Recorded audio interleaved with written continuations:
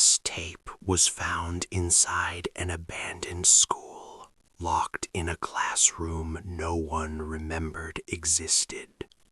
The recording ends abruptly, but the final minutes don't show a classroom. They show something watching the student record. The school had been closed for over a decade.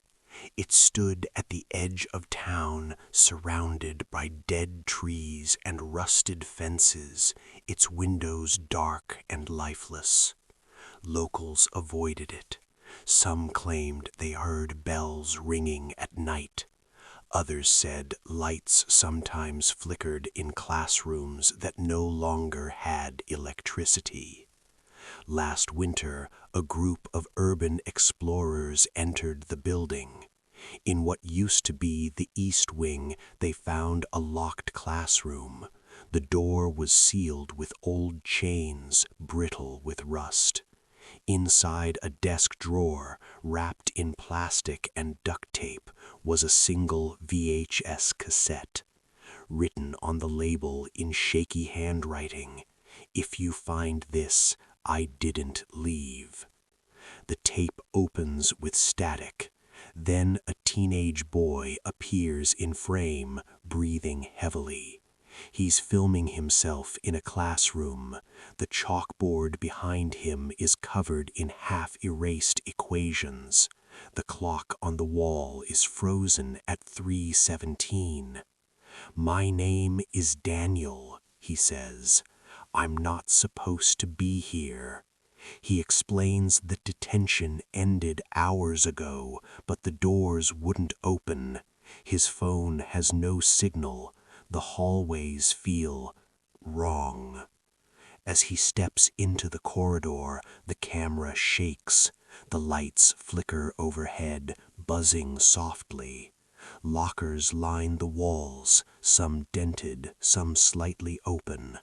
Every few steps, the camera catches faint movement behind him. Daniel walks past classrooms. Inside each one, desks are neatly arranged, too neat. Chairs pushed in perfectly, chalk resting on ledges, untouched. In one room, he pauses. On the chalkboard, written in fresh white letters, "You're still here." Daniel whispers that he didn't write it. The camera audio distorts. A faint sound echoes through the hallway.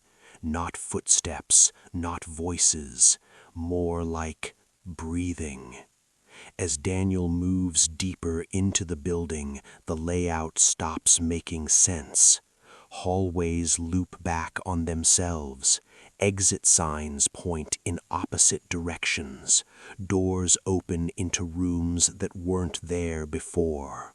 The clock appears again in another hallway, still frozen at 3:17. Daniel begins to panic. He starts running. Lockers slam shut as he passes. Lights burst overhead, plunging sections of the hallway into darkness. Then, in the reflection of a trophy case, the camera catches something behind him. A tall figure, standing perfectly still. Daniel hides inside a classroom at the end of the hall. There is no number on the door. Inside, the desks are gone. The walls are bare. At the front of the room is a chalkboard completely covered in writing. Names, hundreds of them. Students, teachers, dates, all ending the same way. 3:17. Daniel zooms in on the last name. It's his. The camera begins to glitch. Daniel whispers, "It knows I'm recording." Behind him, faint chalk scratching can be heard. New words slowly appear on the board. "Stop filming." He turns the camera toward the back of the room. The tall figure is closer now.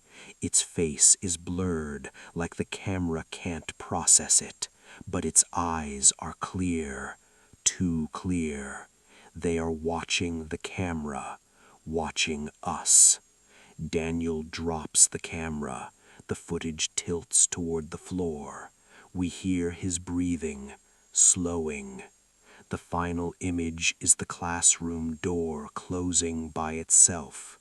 The clock appears one last time, 3:17. The tape cuts to static.